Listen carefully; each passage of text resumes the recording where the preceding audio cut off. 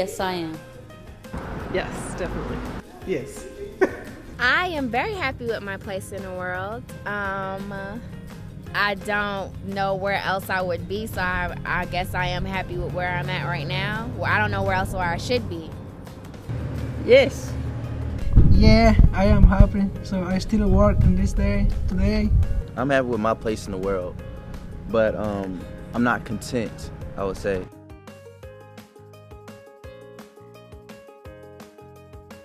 I don't think I would change much. Well, the first thing that pops in my head is location. Oh, well, I've lived here all my life, almost 90 years. So I love Nashville. Of course, I'd like to have no student loan debt, right? But in terms of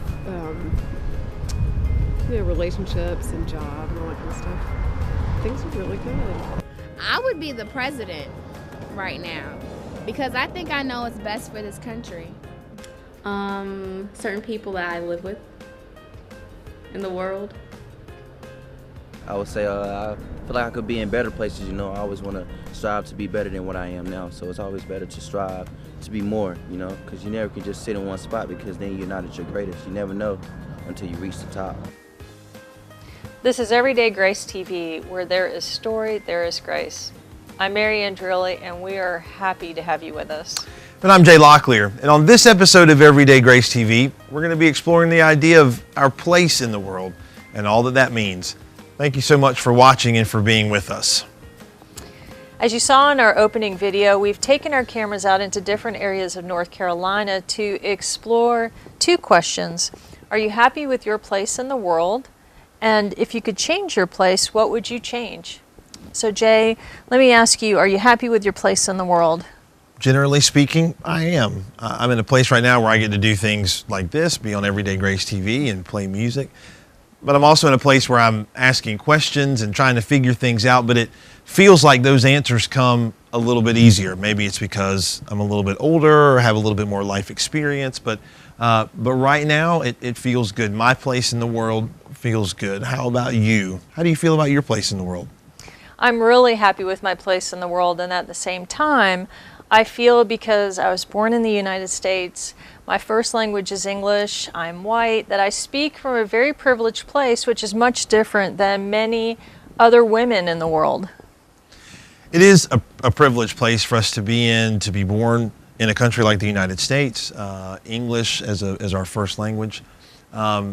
We have a lot to explore when we're talking about this idea. So we're going to do some of that today, but not just by ourselves. We're also going to do that with the help of some of our guests. So today we have with us on the show Laura Thrower, who is a rickshaw driver and a teacher in Raleigh, North Carolina, and Britton Shackelford, who is a fisherman from Wanchese, North Carolina. We're also delighted to have Belton Joyner again, our resident biblical storyteller. If you would like to be a part of these Everyday Grace TV conversations, please follow us on Twitter. That's hashtag EDGTV, and visit our website, everydaygrace.tv. Next up, stories about place with fisherman Britton Shackelford.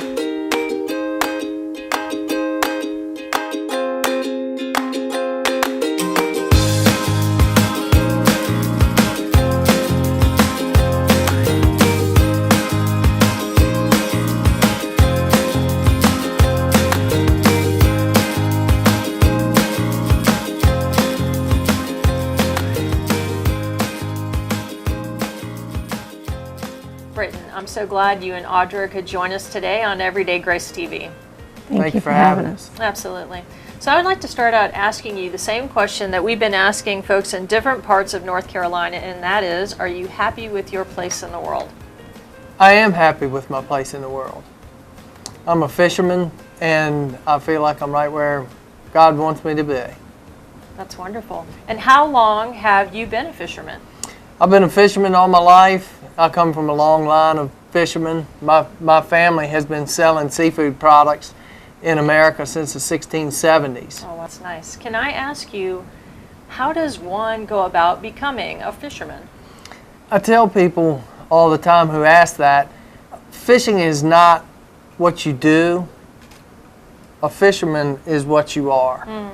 Whether you're born into generations and generations of it, or whether you're born in Iowa and just by happenstance end up becoming a fisherman and realize that that's what you do. It's not a living made out for everybody. Well, how do you measure success as a fisherman?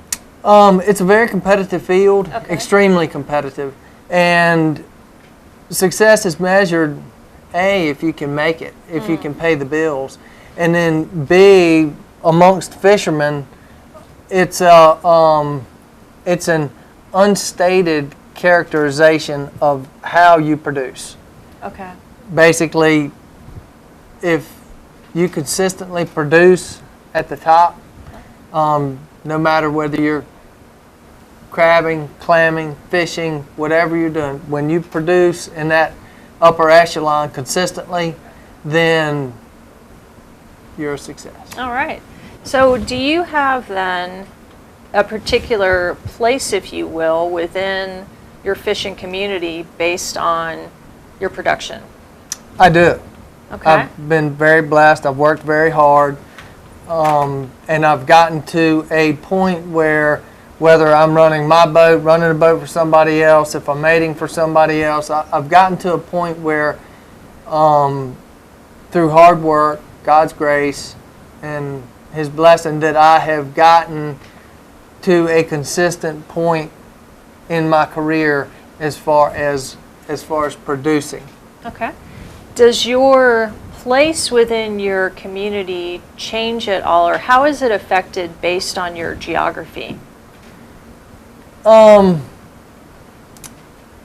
a certain extent it is. Of course, in relation to geography and fishing, of course in my line, you need to be near salt water. Right. You don't have to be on the water, but you need to be close enough that, proximity is not going to be an issue going and coming. Okay. But we're not constrained to geography because fishing, believe it or not, is a very tight-knit community. Okay. Of course, I'm known, and I know the fishermen, not just in the area that I live on Roanoke Island, but I know the ones basically in northeastern North Carolina. I know many on the coast of North Carolina, and then through fishing and this small community that I'm talking about, I know many fishermen actually around the world. So you're not really constrained to right where you are. It's a larger network, and I can go anywhere in the world, and if there are fishermen there, it isn't going to take long for me to figure out whether they're actually true fishermen. Oh, if that's what they do, if they're, if they're good fishermen, and it isn't going to take them long to figure out the fact that that's what I do, and that's an unspoken, you might call it a code. Right. And there might be language barriers, there might be color barriers, there might be gender barriers, any other barrier that has created walls in our world comes down in regards to fishing. Oh, wow. That's a good story. Audra, can I ask, how did you two meet? I was home for the summer, waiting tables, and we were between my junior year and senior year in college. And Britton would come into the restaurant where I worked, as did a lot of people who fished in that area, and I met him there. And I walked back in the kitchen, and I turned to a friend of mine, and I said, I'm going to marry that man right there. Oh, goodness, you knew right then. Knew right then, whether he liked it or not. That's wonderful. Well, can I ask you the same question we've been asking folks? Are you happy with your place in the world? Absolutely. I can be content whether I have plenty or whether I have nothing. I am perfectly content where I am. Thank you. Thank you, and thank you both so much for coming and sharing your story as relates to place. Thank you for having me.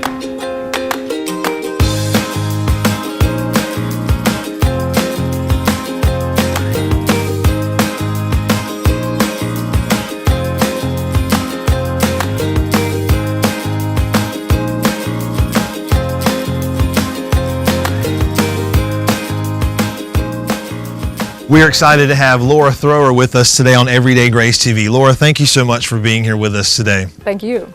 It's good to have you here. We're exploring the idea of place on this episode, and I want to ask you a question that we've asked lots of people in getting ready to put this episode together. We asked people, are you happy with your place in life? I want to hear your answer to that question. I am happy with my place in life. It's been a journey to get here geographically and emotionally, but ultimately, yeah, I've been really happy for a while now, and I'm really happy with my place. Good. We're going to come back to that geographic part of your journey in just a second. What I know about you is that you are a rickshaw driver and a teacher, which is a very interesting combination. So I'm looking forward to exploring that. But talk about this geography for just a minute. How did you get here to North Carolina? Tell us where some of that journey may have began for you. Well, I grew up in Texas, outside of the Dallas area, and I went to college in Austin, and then moved back after college and stayed in Dallas for many years. But about 5 years ago, I moved here after having a career change and a lot of life changes at that time. So. Okay. Now, again, being a rickshaw driver and a teacher, what career change prompted a move to North Carolina? Well, when I was in Texas out of college, I went into technology. Okay. Just sort of fell into that job. I had started in doing some desktop managing, and then I ended up doing server administration. And I had that career for about 11 years, which I enjoyed and thought it was really great, but I never really had a passion for it, like a lot of people that are in the technology field. And my degree was in something else as well from college. So I had actively kind of taken the steps to go back to school and get certified to become a teacher. Okay. And then ended up starting that career path here in North Carolina. So you came to North Carolina to be a teacher, but along the way found out some very interesting things about teaching in North Carolina. Share a little bit of that experience with us, if you will. Well, to speak about the rickshaw job, that was the first thing I realized about teaching very quickly was you have to have a second job. So I ended up doing that for a second job. But also while there's lots of rewards with teaching, there's lots of challenges as well. Harder than anything I ever did in my other careers. So. One of the quotes that from some time that Mary spent interviewing you also, one of the things that she shared with me was that you felt like it was not your job to teach so much as it is to inspire the kids that you teach. We tend to think about teaching as this transfer of information. Here's a list of things that we have to learn. Here's the time frame that we have to learn it in. This is our end goal. You're saying that for you, that's a smaller part of what you do, and then you actually want to inspire these kids. Talk a little bit about that. Yeah, it was interesting when I started my first year. It's, you've gone back to school and they tell you all these things that you need to know about teaching the academic portion, and very quickly you realize that most of that you're not even going to use, and you end up in a position where you find that the academic part of it is 10% of it. 90% is motivating these kids or finding out, their skill set and why there's things that they aren't doing. It's usually, in my mind, I feel like they have past experience with failures of many, many things. And by the time I get them in high school where I teach, I have to basically become a coach is sort of what it is. And until you can tackle that and until you can get their skill set and their motivational level up to a point where they're going to then just be willing to do the academic part of it. So that's really, really challenging. Any teacher will tell you that that's just something that you can't be prepared for until you get in the classroom like that. But it sounds like that when that happens, when you are able to inspire that child to do something maybe that he or she felt like they couldn't do, or maybe they didn't even want to do, it sounds like there's a huge amount of reward that goes with that. And you mentioned previous careers, you didn't feel passionate about the things that you were doing. It sounds like you're pretty passionate about this, about teaching and inspiring. Oh yeah, I mean, whether you get a letter from a kid or contact with a parent that may contact you and tell you changed my kid's life in some way, I mean, that's the part of the job. That's why everybody sticks with it, And then, of course, there's all those challenges, but, you know, I even have a wall in my classroom where every letter a kid has given me, or, you know, a picture or something they drew or whatever that reminds me of those kids, I keep that up there, and I call it my motivational wall. And I tell the other students, like, you need to find something that's going to motivate you from within, because the money's not going to do it in teaching. So you've had an interesting journey. You've had a chance to travel and see other things. You now have an opportunity to inspire other folks to do the same thing through the teaching that you do, and maybe even some with the rickshaw, pulling the rickshaw. So let me ask you this question. If you could change one thing about your place in life, what would you change? Interesting question. I think as a rickshaw driver, we get to drive. I get to drive people to downtown events or plays or what have you, and you get to meet a ton of people. But probably one of the things that sometimes you notice is I'm always driving people to these places, but I never get to go to the places, or I never get to go to the play or enjoy the festival. Or meet the people I meet are great, but then you don't have time to cultivate that friendship, and you know, I don't have the Friday, Saturday nights to go out with them or whatever. And then on top of that, you have a lot of extra work you do as a teacher. So that would be something that would be nice, to just have a lot more free time. Yep. Laura, I want to say thank you for being here with us today, sharing a part of your story, sharing what it means to be in a place and use wherever it is that you happen to be to inspire other people. Thank you so much for sharing that with us today on Everyday Grace TV. Thank you.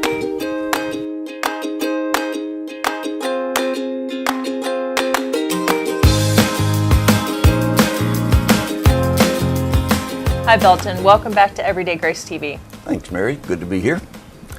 Jay, you doing all right? Doing well, Belton. Good to have you with us again. Thank you very much. So, Belton, you've heard Laura's story and you've heard Britton's story as they've talked about place. I'm wondering if you can share a little bit about your ideas about place. Oh, okay. Well, as I listened to Laura and Britton, it struck me that one thing, place is about geography. Mm-hmm. Because they all mentioned geography, like I was born in Chesapeake Bay area, but I, you know, working on Juan Cheese and all that. And people ask that about where were you born, where do you live now, and where's your family from, and those kinds of things become important ways of connecting with folks. Mm-hmm. And you get the situation sometimes that we stereotype people based on what we know about their place. We Southerners sometimes will say, well, he's from the North. You have to expect him to act that way, you know. And I'm sure Northerners sometimes look at those of us down in the South and say, well, you know how those folks are that talk Southern, that say y'all, that's something about a stereotype about that place does that, geography. But I think place is more than just that kind of geography. I think it's also a matter of status. Like you hear someone say, well, you know, she's sort of high and mighty. Somebody ought to put her in her place. Or someone's misbehaving and may say, well, I'll put him in his place, all right. That kind of, that kind of attitude. Yeah. Status can be that. And you may not like this old saying, Mary, but a woman's place is in the home. Oh, no. Okay, I won't go there. But it does remind us that sometimes what we say about a person's place can limit that person. Mm-hmm. And so that the status can be something that builds us up or limit us. Yeah, so it's that. So it's geography and it's status. But I think, it's also a relationship. How do I relate to you? What's my place in your life? Right. Is it one of caring, love? Is it doubt or fear, gratitude? Is it emptiness, neglect? That's what is my place in relationship to you. So you got geography, you got status, you got, relationship. I think all working when you talk about place. It sounds like when you asked the question that we used, how do you feel about your place in the world, without qualifying it for one of those things, you could get a myriad of answers from people because of the different ways that we think about it. We use place kind of as a marker for different things to sort of peg or to say, this is where I am or this is where I've been. That's right, yeah.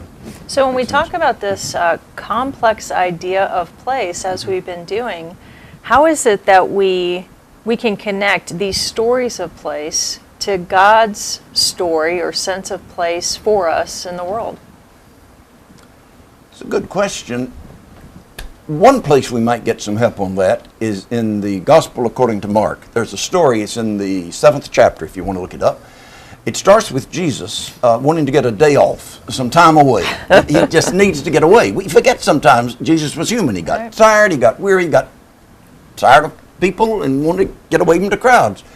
So this time he goes a long way from his home territory, and he finds a place, a house, probably 40 or 50 miles from his home back in Galilee. Now, we might be able to get there in an hour's drive, but Jesus, 2-3 days to walk there, he really needed this privacy. He worked that hard to get away. But what makes it interesting about this place, it's not in Jesus' home territory. It's not his home neighborhood. It's a place where Jewish people were few and far between. And he's wandering in amongst folks, some of whom had no faith, some of whom had differing faiths. They had cultural backgrounds that were different. But of course, you know, Jesus had a knack for stepping across boundaries that most folks took seriously. And Jesus would step across those boundaries. Right. And it's while there, in this kind of, shall we call it foreign territory, that a woman comes up to Jesus, and she bows down with the greatest of respect, and she says to him, "Sir, my daughter's in a bad way. Demons have gotten a hold of her or something. Can you do something to help? Can you do something to help?" Now, Mark, when he tells the story, he points out, makes a point out that she was a Syrophoenician woman. Well, now there's a word you do well to memorize. Jay, the next time you're at the supermarket, why don't you turn to the person behind you in line, some stranger, and say, "Syrophoenician, how did the Syrophoenicians do last night in the ball game?" Just sort of casually work that into the conversation. You go to the trouble of learning the word. That's right. You need Syrophoenician. You got it. And I think it'll make you memorable in that store. I'm sure. I think. Yeah, I think they will. But, you know, to say she was Syrophoenician just means she was in that part of Phoenicia that was Syria.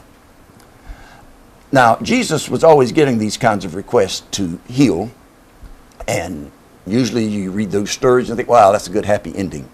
But this time his response is something totally different. The answer Jesus gave doesn't really sound like the Jesus we have met other places. He said, "It's not fair to take the children's food and throw it to the little dogs." Belton, I'm gonna stop the story right there, because it sounds like you said that Jesus called this woman, the Syrophoenician woman, I worked it in. Yeah. It sounds like he called this woman a dog. I think that's what it sounds like. It was a major insult in that culture to call someone a dog, because dogs were seen as filthy creatures. They'd eat anything, they'd lick blood off the floor, they ate their own excrement. I mean, this was not exactly a compliment to say, you know, don't give the children's food to the dogs. You know, so is Jesus saying, "Woman, you're only good enough for leftovers," or, you know, talk about putting somebody into her place? Well, there are probably 417, I may have miscounted, maybe 416, but 416 or 17 explanations from students of the Bible about trying to make sense of what Jesus said. Was he teasing? Was he arguing that some people should get in line in front of others? Was he testing the woman's faith? Was he using some kind of ultimate put down? Was there something else going on? But the woman said something back to Jesus. It's very interesting.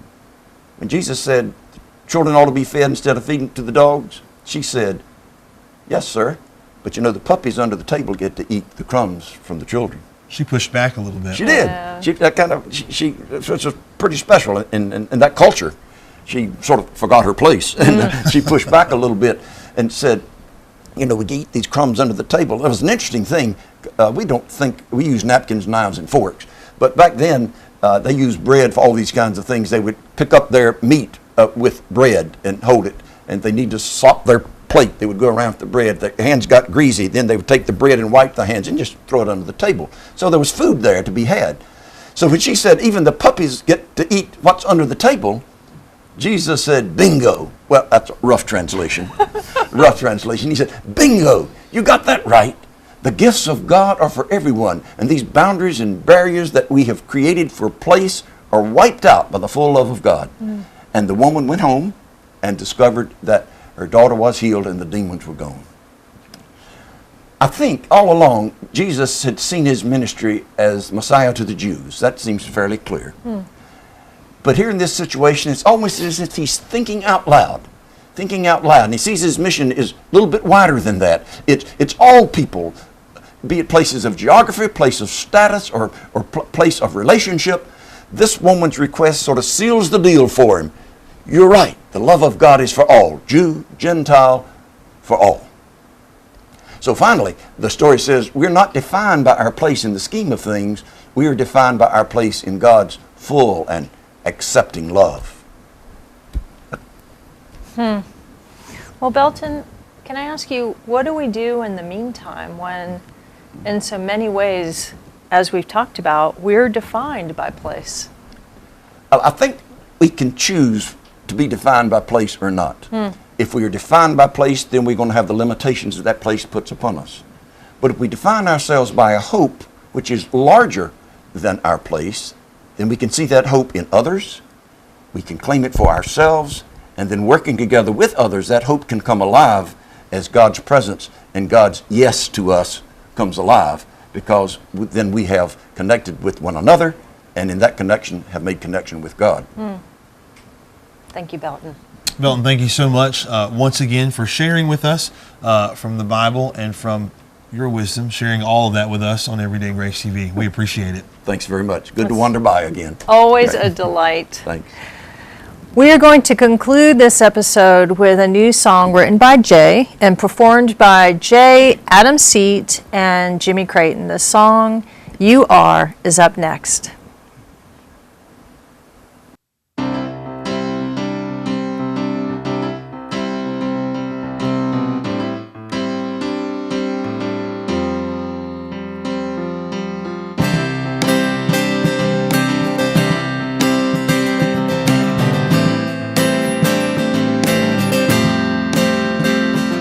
You are the peace of all things calm.